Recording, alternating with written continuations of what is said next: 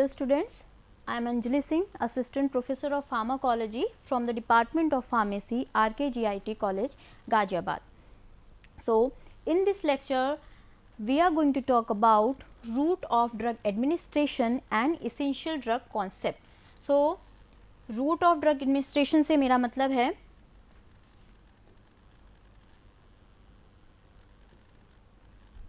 वो कौन कौन से रूट हैं जिनसे आप लोग किसी भी ड्रग को एडमिनिस्टर कर सकते हैं। यानी कि अगर आप एक टैबलेट लेते हैं तो आप टैबलेट को ओरल रूट से लेंगे, अगर आप एक पेरेंटल ड्रग यूज़ करते हैं तो आप उसको इंजेक्शन के फॉर्म में लेंगे, अगर आप एक सिरप लेते हैं तो आप उसको ओरल रूट से लेंगे, अगर आप एक सपोजिटरी लेते हैं तो आप उसे रेक्टल रूट से लेंगे। इसका मतलब जब भी हम कोई दवाई खाते हैं तो हम उसके लिए एक स्पेसिफिक रूट का मतलब होता है रास्ता, कौन सा रास्ता हम चूज़ करते हैं किसी भी ड्रग को खाने के लिए, तो इसको हम बोलते हैं route of administration of drugs, कि किस किस रूट से हम कोई ड्रग एडमिनिस्टर कर सकते हैं। सो a route of administration in pharmacology and toxicology is a path by which a drug, fluid, poison or other substance is taken into the body. Most of the drugs can administered by different routes. So route of drug administration is depends upon the drug and patient related factor. हम किसी भी drug को खाने के लिए कौन सा root select करेंगे, it is basically depends upon the drug and patient related factors. These two factor influence कि आप किसी भी चीज़ को टैबलेट के फॉर्म में खाएंगे या फिर इंजेक्शन के फॉर्म में खाएंगे। फॉर द सिंपलेस्ट एग्जाम्पल कि आपको माइल्ड हेडेक है या फिर सीवियर हेडेक है। अगर आपको माइल्ड हेडेक है तो मैं वही दवाई, वही पेन किलर आपको टैबलेट के फॉर्म में दूंगी, और अगर आपको सीवियर प्रॉब्लम है तो वही दवाई मैं आपको इंजेक्शन के फॉर्म में दूंगी। तो क्यों हम ड्रग्स के अलग अलग रूट चूज करते हैं वो हम इस लेक्चर में डिस्कस करने वाले हैं। सो this is a normal pathway जो कोई ड्रग हमारी बॉडी में ट्रैवल करता है। अगर आप कोई ड्रग खाते हैं सो this is a normal pathway जहाँ से एक ड्रग हमारी बॉडी में पास होता है। फॉर एग्जाम्पल यहाँ पे 3 रूट एग्जाम्पल में मेंशन किए गए हैं। First one is oral route, second is intravenous route, third one is inhalational route. This is a simple example जो मैं आपको स्टार्टिंग में दे रही हूँ कि कोई भी ड्रग हमारी बॉडी में अगर ट्रैवल करता है तो उसका रूट क्या होता है। आप कोई ड्रग खाते हैं, first one is a oral route. The example of oral route is tablet. For example this is a tablet, आपने एक टैबलेट खाई। ओरल रूट से मतलब आपने इसे अपने मुंह में रखा, this is a oral route, आपने ओरल कैविटी में इस टैबलेट को रखा है। जब आप ये टैबलेट खाते हो तो ये टैबलेट जाता है आपके गट में, दैट मीन्स आपके स्टमक और इंटेस्टाइन में। यहाँ पे जाने के बाद होता है इसका डिसइंटीग्रेशन एंड डिसोल्यूशन। डिसइंटीग्रेशन और डिसोल्यूशन का मतलब होता है ये छोटे छोटे टुकड़ों में टूट जाता है और डिसॉल्व हो जाता है। After that this tablet will absorb in when, ये आपकी वेन में एब्जॉर्ब हो जाएगा, यानी आपके गट से आपके ब्लड सर्कुलेशन में एब्जॉर्ब हो जाएगा। ठीक है, गट यानी कि आपके पेट में या इंटेस्टाइन में ये ड्रग अभी प्रेजेंट है, वहाँ पे ये लिक्विड फॉर्म में डिसॉल्व होगी और वहाँ से आपके ब्लड में एब्जॉर्ब हो जाएगी। ब्लड में एब्जॉर्ब होने के बाद बेसिकली क्या होता है कि हमारी जो ड्रग होती हैं जब भी किसी ब्लड सर्कुलेशन में एब्जॉर्ब होती हैं तो हमारा मानना होता है कि जो वेन्स होती हैं, आपको आर्टरी और वेन का कॉन्सेप्ट पता होगा। आर्टरीज का काम होता है ब्लड को हार्ट से किसी बॉडी पार्ट तक लेके जाना, और वेन्स का काम होता है उस बॉडी पार्ट से ब्लड को वापस हार्ट में लेके आना। सो इससे मेरा मतलब था कि अगर आपने कोई टैबलेट खाई है और इस टाइम पे वो आपके स्टमक या इंटेस्टाइन में है, स्टमक या इंटेस्टाइन से उस टैबलेट के अब्जॉर्प्शन के बाद वो टैबलेट यहाँ से पहुँचनी चाहिए थी डायरेक्टली आपके हार्ट में, लेकिन ऐसा नहीं होता है। जब भी हम कोई टैबलेट खाते हैं तो वो डायरेक्टली आपके ब्लड सर्कुलेशन में एब्जॉर्ब होने के बाद हार्ट के पास नहीं पहुँचती है। वो कहाँ जाती है, आपके गट से एब्जॉर्ब होने के बाद जो आपकी गट में वेन होती है वो नॉर्मल वेन ना होके होती है पोर्टल वेन। पोर्टल वेन का मतलब होता है कि ये चीज़ डायरेक्टली उस चीज़ को ब्लड का सप्लाई ना करके बीच में किसी पार्ट से होकर गुजरेंगी। फॉर एग्जाम्पल जब कोई टैबलेट एब्जॉर्ब होती है तो ये आपके हार्ट में नहीं जाती है, ये यहाँ से चली जाती है आपके लिवर में। So the portal vein will transfer the absorbed tablet into your liver, and liver is the primary site of metabolism. Liver में सबसे ज़्यादा मेटाबोलाइजिंग एंजाइम होते हैं जहाँ पर वो चीज़ों को मेटाबोलाइज करता है, तोड़ देता है। तो जब भी आप कोई टैबलेट खाते हो वो आपकी गट में जाती है, गट से एब्जॉर्ब होने के बाद वो आपके लिवर में जाती है, और लिवर से फिर वो प्रोसेस होके वेन से अब आती है राइट साइड ऑफ हार्ट। आपने ऑलरेडी HAP में पढ़ा होगा, राइट साइड ऑफ हार्ट में होता है डीऑक्सीजनेटेड ब्लड। यहाँ से ये ब्लड आपके जाता है लंग्स में, लंग्स से further then it will transfer to the left side of heart, after that aorta, and after that circulation. So this is a route जो एक टैबलेट को आपकी बॉडी में ट्रैवल करना पड़ता है। दैट इज़ वाई जब आप कोई टैबलेट खाते हो तो आपको स्लो इफेक्ट मिलता है, लेकिन वही चीज़ जब आप इंजेक्शन के फॉर्म में लेते हो तो आपको फास्ट इफेक्ट मिलता है, ठीक है। इसी के बेसिस पे हम route of drug administration choose करते हैं। Second route is IV route. अगर आप कोई चीज़ इंजेक्शन के फॉर्म में अपने इंट्रावेनस फॉर्म में लेते हो, तो अगर आप कोई चीज़ आईवी फॉर्म में लेते हो तो यानी वो डायरेक्टली आपकी वेन में जाएगी, वेन से आपके right side of heart, lungs, left side of heart, और आपकी बॉडी में वो ड्रग चली जाएगी। तो यानी कि इंजेक्शन से जब कोई दवाई ली जाती है तो उसको टैबलेट के कंपैरेटिवली छोटा रास्ता तय करना पड़ता है आपकी बॉडी में डिस्ट्रीब्यूट होने के लिए, इसीलिए इंजेक्शन टैबलेट के कंपैरेटिवली जल्दी इफेक्ट देता है। इन दिस केस अगर आप कोई ड्रग इन्हेलेशन के फॉर्म में यूज़ करते हो, यानी कि आप अस्थमा में अगर आप इन्हेलर यूज़ कर रहे हो या कोई दूसरी ड्रग है वॉलेटाइल ड्रग जो आप इन्हेलेशनल रूट से लेते हो, तो वो डायरेक्टली जाती है आपके लंग्स में, लंग्स से जाएगी left side of heart, after that aorta and artery of circulation. So these are the pathways traveled by different type of doses form in our body: oral dose, intravenous dose और inhalational dose. So this is the basic concept of the pathway जो किसी भी drug को हमारी body में travel करना पड़ता है. On that basis these are the factors which affect the choice कि आप कौन सा रूट सेलेक्ट करोगे किसी भी ड्रग को लेने के लिए. So first factor which will affect the route of drug administration is the characteristic of drug. So what I mean by the characteristic of drug, this drug is in solid form or is in liquid form or further any other form. Drug आपकी solid form में है तो आप tablet के form में लेंगे, liquid में है तो आप सिरप के फॉर्म में लेंगे. दैट मीन्स कि कैरेक्टरिस्टिक ड्रग की क्या है उसके बेसिस पे भी route of drug administration select किया जाता है. And the second factor is the emergency or routine use. You are using a drug for a mild headache or you are using a drug for a severe pain. If you are using a drug for mild headache तो आप tablet खाइए. If you are using a drug for a severe pain तो आप injection लगवाएंगे. यानी कि आपका condition क्या है उस ड्रग को लेने का, उसके बेसिस पे भी हम रूट को सेलेक्ट करते हैं. The third factor which will affect the route of drug administration is the site of action of the drug. यानी कि आपको ड्रग का इफेक्ट किस जगह पे चाहिए. You want a local effect or you want a systemic effect. For example आपके हाथ में यहाँ पे चोट लगी है, आपको यहाँ पे किसी ड्रग का इफेक्ट चाहिए, तो यानी कि आप कौन सा रूट सेलेक्ट करोगे, लोकल रूट सेलेक्ट करोगे. फर्दर अगर आपके हाथ में पेन हो रहा है, आपको पेन है, तो आप कौन सा रूट सेलेक्ट करोगे, आप सिस्टमिक रूट सेलेक्ट करोगे.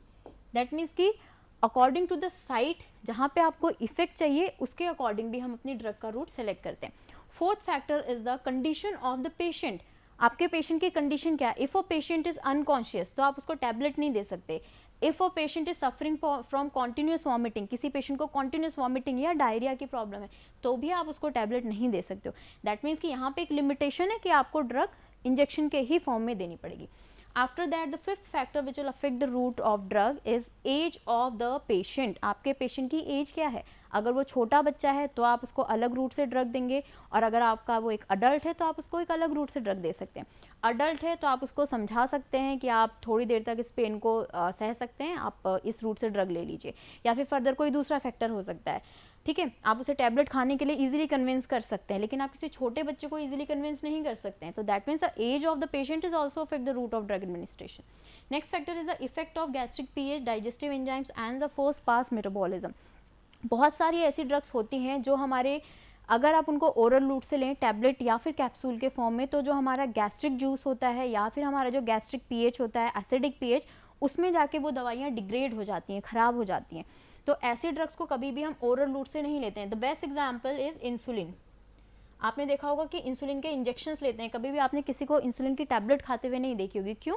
क्योंकि वो हमारे डाइजेस्टिव जूस में जाते ही डिग्रेड हो जाती है, ख़राब हो जाती है. तो यानी कि ये भी एक लिमिटेशन है कि हमारे डाइजेस्टिव एंजाइम, हमारा पीएच, ये सब भी हमारे ड्रग के इफेक्ट को अफेक्ट करते हैं. यहाँ पे एक चीज़ आती है फर्स्ट पास मेटाबॉलिज्म, या फिर this is known as pre systemic metabolism. So first pass metabolism का मतलब होता है मेटाबॉलिज्म से पहले हो जाने वाला मेटाबॉलिज्म. आपको पता होगा in pharmacokinetics we learn about ADME, absorption, distribution, metabolism and excretion. पहले कोई ड्रग एब्जॉर्ब होती है, फिर डिस्ट्रीब्यूट होती है, फिर मेटाबोलाइज होती है, फिर एक्सक्रीट आउट होती है. ये हमारा एक सिंपल सा फैक्टर है. ड्रग एब्जॉर्ब हो, आपको अपना इफेक्ट शो करे, उसके बाद ये ड्रग मेटाबोलाइज हो, यानी कि लाइपोफिलिक फॉर्म से हाइड्रोफिलिक फॉर्म में कन्वर्ट हो जाए, बिकॉज हाइड्रोफिलिक फॉर्म में ही किडनी उसको आपकी बॉडी से एक्सक्रीट आउट कर सकती है. लेकिन फर्स्ट पास मेटाबॉलिज्म में क्या होता है, जो अभी मैंने इससे पहले आपको रूट समझाया है, कि अगर आप कोई ड्रग ओरल रूट से लेते हैं तो वो ड्रग आपके ब्लड में एब्जॉर्ब होने के बाद आपके लिवर के पास चली जाती है, जहाँ पे मेटाबोलाइजिंग एंजाइम ज़्यादा होते हैं। तो अगर आप कोई टैबलेट लेते हो तो टैबलेट को फर्स्ट पास मेटाबॉलिज्म फेस करना पड़ता है, इसीलिए उसका इफेक्ट स्लो होता है, यानी कि वो काम करने से पहले ही कुछ मेटाबोलाइज हो चुकी होती है, और जब वो मेटाबोलाइज हो जाती है तो वो डीएक्टिवेटेड फॉर्म में कन्वर्ट हो जाती है और उसका इफेक्ट हमें नहीं मिलता। After that patients and doctor choice, sometimes ये भी आपका अफेक्ट करता है कि हमारी एक बिलीफ हो जाती है कि इस ड्रग से हम जल्दी ठीक हो जाते हैं। सेम दोनों ड्रग होंगी आपकी, दोनों में सेम उनका बेसिक कंपोनेंट होगा, लेकिन आपका बिलीफ होगा कि मैं इस ड्रग से जल्दी ठीक हो जाता हूँ। तो कुछ ये फैक्टर्स भी होते हैं जो रूट ऑफ ड्रग एडमिनिस्ट्रेशन को अफेक्ट करते हैं। So these are the factors जो कि रूट ऑफ ड्रग एडमिनिस्ट्रेशन को अफेक्ट करते हैं। After that the classification of route of drug administration. The route of drug administration is classified into two main categories. First one is the local route of drug administration and second is the systemic route of drug administration. So as this word represent, local means the effect of drug is limited in a localized area. आपकी drug का effect एक छोटे से area में ही limited रहेगा। Systemic effect means the effect of drug is generalised, यानी कि वो आपकी पूरी बॉडी पे सिमिलर इफेक्ट शो करेगी। ठीक है, तो इसके बेसिस पे हमने ड्रग के रूट को चूज करा हुआ है। So in local route we have topical route, deeper tissues and arterial supply of the drug, and in systemic route we have internal route and parenteral route. Internal route यानी कि ऐसी दवाइयाँ जो आपकी जीआईटी ट्रैक से होकर जाएंगी, यानी कि जिनको आपके गैस्ट्रोइंटेस्टाइनल ट्रैक को क्रॉस करना पड़ेगा, वो होती है हमारी इंटरनल रूट में। पेरेंट्रल वर्ड जो है ये दो वर्ड से मिला है, पर और इंटरनल। पर का मतलब होता है, द मीनिंग ऑफ पर is beyond, internal means intestine. That means कि वो ड्रग जो इंटेस्टाइन से होकर एब्जॉर्ब नहीं होती हैं, जिनको आपकी इंटेस्टाइन को फेस नहीं करना पड़ता है। सो इस रूट को हम लोग बोलते हैं पेरेंट्रल रूट। और जिन ड्रग को हमारी इंटेस्टाइन को फेस करना पड़ता है उसके बाद वो जनरलाइज्ड इफेक्ट शो करती हैं, वो आ जाती है हमारे इंटरनल रूट में। Internal route is further subclassified into oral, sublingual and rectal route, and parenteral route is further classified into injectable and non-injectable form. हम normally सोचते हैं कि parenteral का मतलब होता है injections, लेकिन पेरेंट्रल्स में आपकी इंजेक्टेबल ड्रग्स भी आती हैं और नॉन इंजेक्टेबल ड्रग्स भी आती हैं। पेरेंट्रल वर्ड का मतलब होता है इंटेस्टाइन को हटा दें, उसको बाईपास कर दो, वहाँ से ड्रग को आप एब्जॉर्ब मत कराओ। लेकिन इसमें इंजेक्टेबल ड्रग्स भी आएंगे और आपके नॉन इंजेक्टेबल ड्रग भी आएंगे। तो यहाँ से ये कॉन्सेप्ट क्लियर होता है कि पेरेंट्रल का मतलब सिर्फ इंजेक्शंस नहीं होते हैं। Now let's discuss about in detail about the local route of drug administration. So it is the simplest mode of administration of drug at the site where the desired action is required. Systemic side effects are minimal. So simple सी बात है, हम किसी localized area में drug का effect देख रहे हैं तो हमें इसके साइड इफेक्ट कम मिलेंगे। साइड इफेक्ट का मतलब क्या होता है कि आपने पेन को किल करने के लिए कोई दवाई खाई, लेकिन उससे आपको रैशेज हो गए, उससे आपको हेडेक होने लग गया, उससे आपको नींद आने लग गई। तो यानी कि पेन खत्म होना इस फार्माकोलॉजिकल इफेक्ट, और एक्स्ट्रा जो इफेक्ट मिले थे these are the side effect of the drug.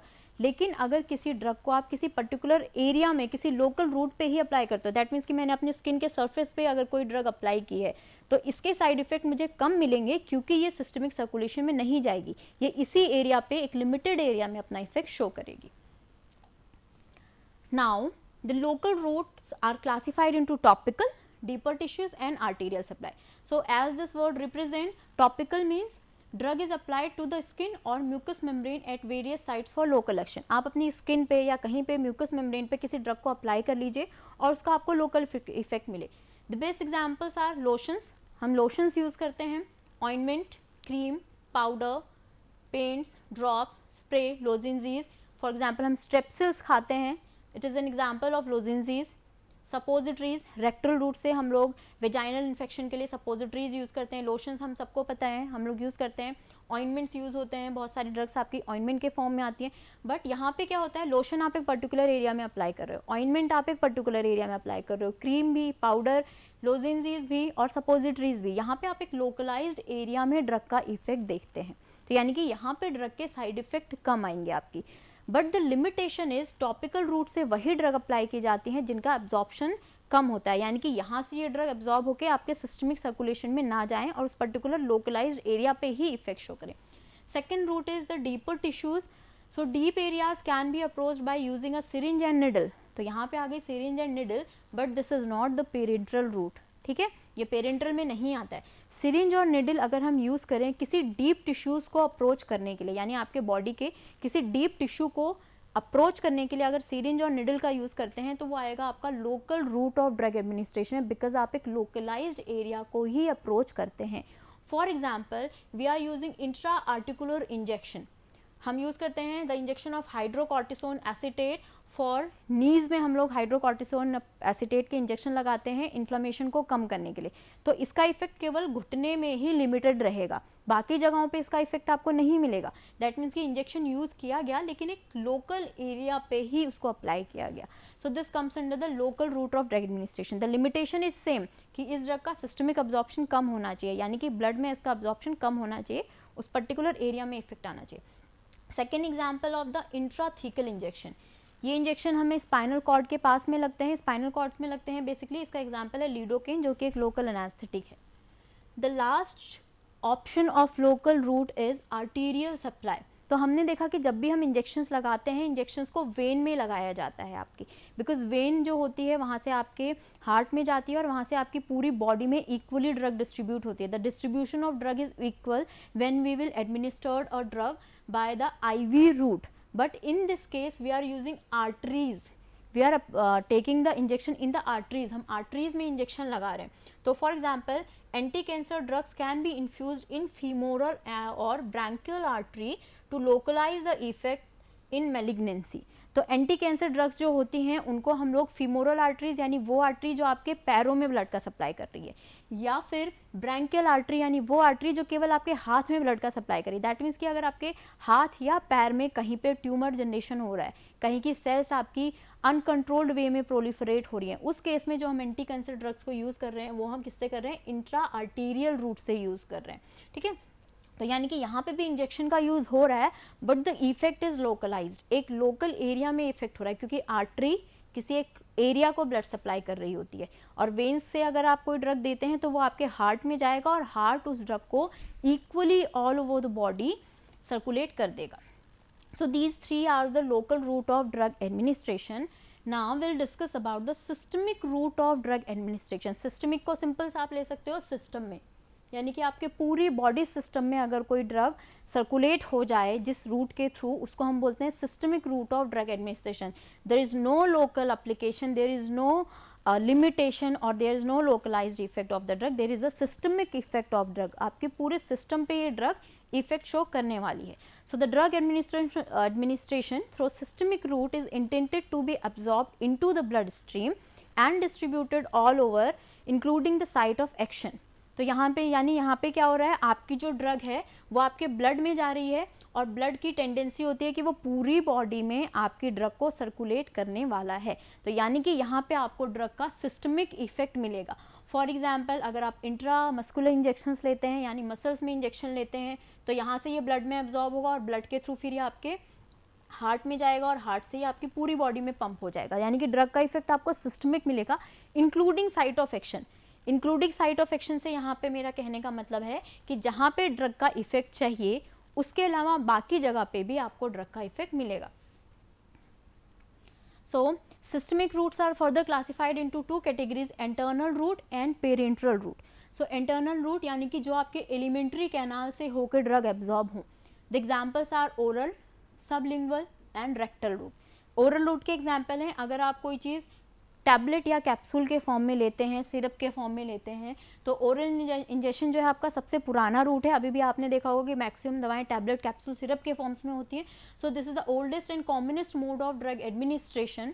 ये रूट सेफ होता है, इसमें कोई असिस्टेंट रिक्वायर्ड नहीं होता है आपको, आप अपने आप अपनी टैबलेट लेके खा सकते हो।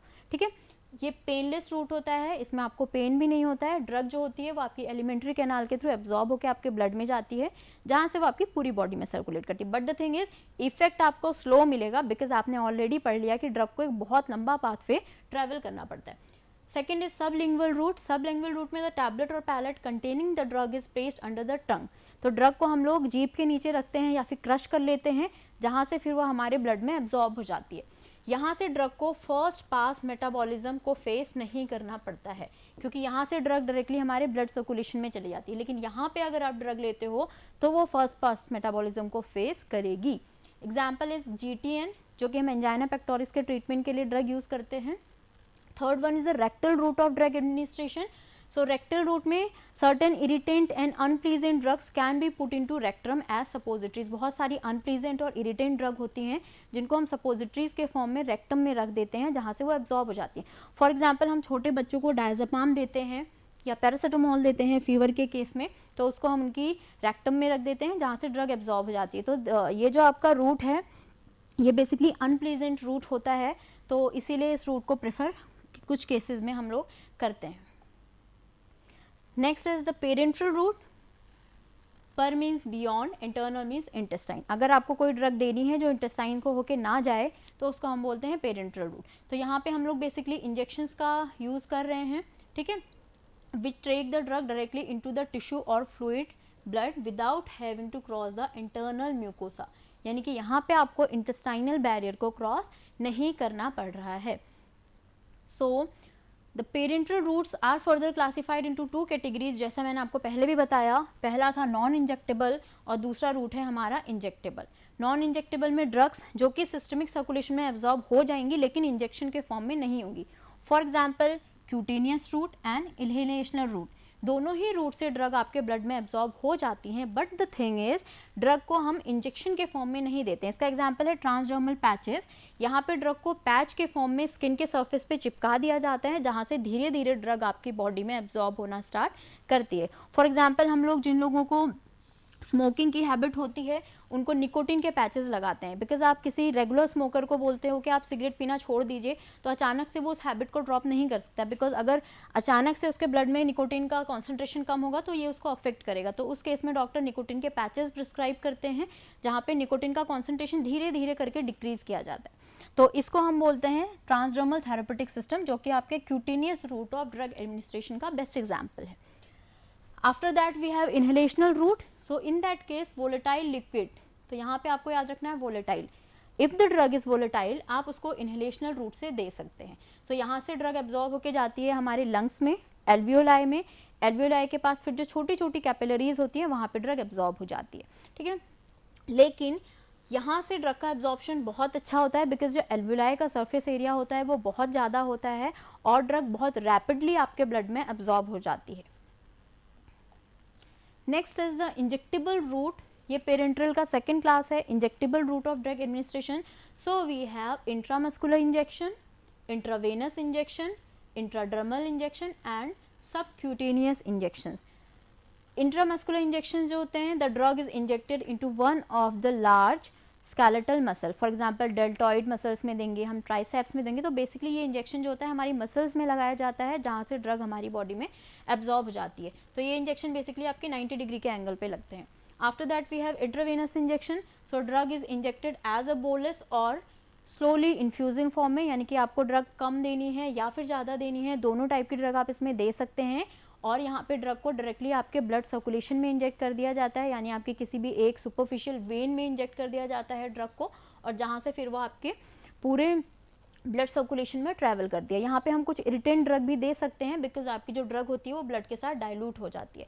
But there is a limitation of injectable route कि यहाँ पे आपको बहुत ज़्यादा ड्रग को सेफ जोन में रखा पड़ता है, यानी कि आपको ड्रग का बिल्कुल भी कंटामिनेशन आप एक्सेप्टेबल नहीं होता है। जैसे कि टैबलेट और कैप्सूल में आपको इतना एसेप्टिक चैम्बर मेंटेन नहीं करना पड़ता है, लेकिन in case of intramuscular IV, intradermal and subcutaneous route, injectable routes आपको एसेप्टिक कंडीशंस को मेंटेन करके रखना पड़ता है। इसी वजह से ये जो ड्रग्स होती हैं ये एज़ कम्पेयर टू आपके ओरल रूट से ज़्यादा महंगी होती हैं, वो चीप होता है और ये आपका जो है थोड़ा expensive drug route of drug administration है। After that we have intradermal route. So drug is injected into the skin raising a bleb. For example हम BCG वैक्सीन लगाते हैं जिसमें स्किन का एक छोटा सा ऐसे ब्लब ऊपर उठाया जाता है और वैक्सीन को इंसर्ट कर दिया जाता है। ये बेसिकली हम लोग सेंसिटिविटी टेस्टिंग के लिए भी इस तरीके के रूट को सेलेक्ट करते हैं। After that we have subcutaneous route. So drug is deposited in the loose subcutaneous tissue which is richly supplied by nerve. तो इसमें ड्रग को हमारे सबक्यूटेनियस टिश्यू में इंसर्ट कर दिया जाता है आपके सबक्यूटेनियस लेयर में, जहाँ से ड्रग आपके ब्लड सर्कुलेशन में एब्जॉर्ब हो जाती है। So these are the different route of drug administration. This is the intramuscular route, drug आपकी डायरेक्ट मसल में जा रही है। This is the subcutaneous route, drug आपके सबक्यूटेनियस लेयर में एब्जॉर्ब हो रही है। This is the intravenous route, drug आपकी एक ब्लड वेसल यानी कि एक वेन में एब्जॉर्ब हो रही है, and this is the intradermal root, यहाँ पे ड्रग आपकी डर्मिस लेयर में पेनिट्रेट करवाई जा रही है. So these are the different layers जिनके अकॉर्डिंग हम डिफरेंट टाइप के इंजेक्टेबल रूट को यूज करते हैं. So this is all about route of drug administration. After that we have essential drug concept. So essential drug concept जो the WHO has defined essential medicines as those that satisfy the priority healthcare needs of the population. यानी ऐसी दवाएं जो maximum लोगों को कम rate में available हो पाएँ उनको हम essential drug कहते हैं. ठीक है. So they are selected with due regard to public health relevance, evidence on efficacy and safety and comparative cost effectiveness. तो हम यहाँ पे सारी चीज़ें देखते हैं. कॉस्ट इफेक्टिवनेस यानी ऐसी ड्रग जो कम रेंज में हो और मैक्सिमम पॉपुलेशन उसको अफोर्ड कर पाए. दूसरा, उस ड्रग का एफिकेसी और सेफ्टी डाटा हमारे पास कम्प्लीटली अवेलेबल होना चाहिए, और वो पब्लिक रिलेवेंस यानी कि जिस एरिया के अकॉर्डिंग हम बात कर रहे हैं वहाँ पे कौन सी डिजीज़ ज़्यादा प्रीडोमिनेंट है, किस ड्रग का अवेलेबल यूज़ ज़्यादा है, उसके अकॉर्डिंग उस ड्रग को इसेंशियल ड्रग की कैटेगरी में रखा जाता है. So these are the conditions जो इसेंशियल ड्रग्स के लिए रिक्वायर्ड होती हैं. So to guide the member countries, the WHO brought out the first model list of essential drug along with their dosage forms and strength in 1977. So पहली जो हमारी essential drug list थी ये आपको प्रोवाइड करी थी WHO ने in 1977. This list has been revised from time to time and current is the 15th list जो हमें मिली है 2007 में. After further revision we have 21st list जिसमें जो आपको मिली है 2019 में. यहाँ पे हमारे पास है 460 मेडिसिन. तो ये बात हो गई WHO की. इसके बाद India produced it's national essential drug list in 1996 and has revised it in 2003 with the title National List of Essential Medicine. So it includes 340 medicines, and according to the recent revision we have 2011 में जो हमारा recent revision हमारे पास available है उसके according हमारे पास अभी essential category में 348 drugs available हैं. तो यानी ऐसी ड्रग जो जिनका सेफ्टी डाटा अवेलेबल है, ऐसी ड्रग जो इफ़ेक्टिव हैं, जिनकी एफिकेसी डाटा हमारे पास अवेलेबल है, और ऐसी ड्रग आपकी जो चीप हैं, सेफ़ है, मैक्सिमम पॉपुलेशन को वो ड्रग इजीली अवेलेबल हो जाती हैं. उन ड्रग को हम लोग बेसिकली इसेंशियल ड्रग की कैटेगरी में रखते हैं जो मैक्सिमम पॉपुलेशन इजीली अफोर्ड कर पाए. So this is all about essential drug concept. These are the references. Thank you.